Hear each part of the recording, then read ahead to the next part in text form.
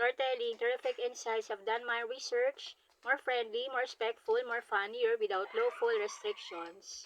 Policy safe. The mystery person nobody knows. Have you ever seen someone acting like they know everybody, but literally nobody knows who are they?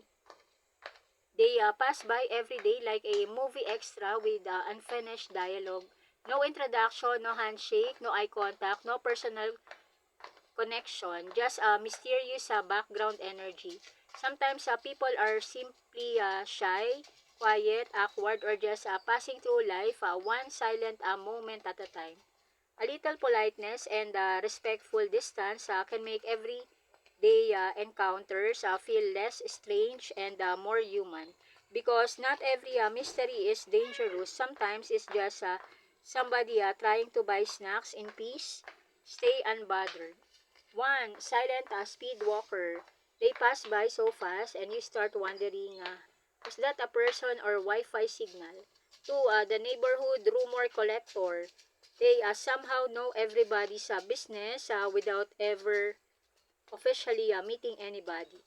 Three, accidental staring contest. You look up for 1 second, boom, instant eye contact. Now both of you pretend the clouds are interesting. Four, the I think I've seen you somewhere person. But you can't remember where.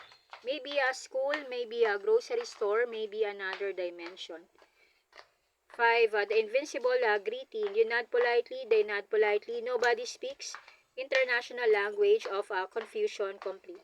Six, the drive-by commentator passes by once and suddenly says, hot weather today.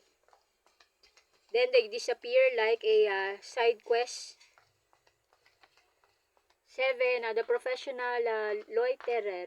Always ready, never officially part of the conversation, like a loading screen character waiting for instructions. Eight, the mysterious observer.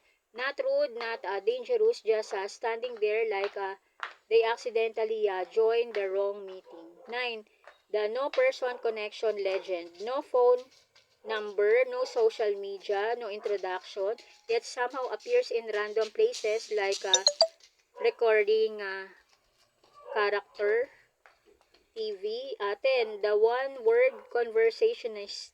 You say hello, they reply, yeah. End of discussion. 11. The human plot twist. You finally ask their name after months and they say, oh, I'm just visiting. 12. The public transportation philosopher. Quiet the whole ride, then suddenly says one deep sentence like, life is traffic.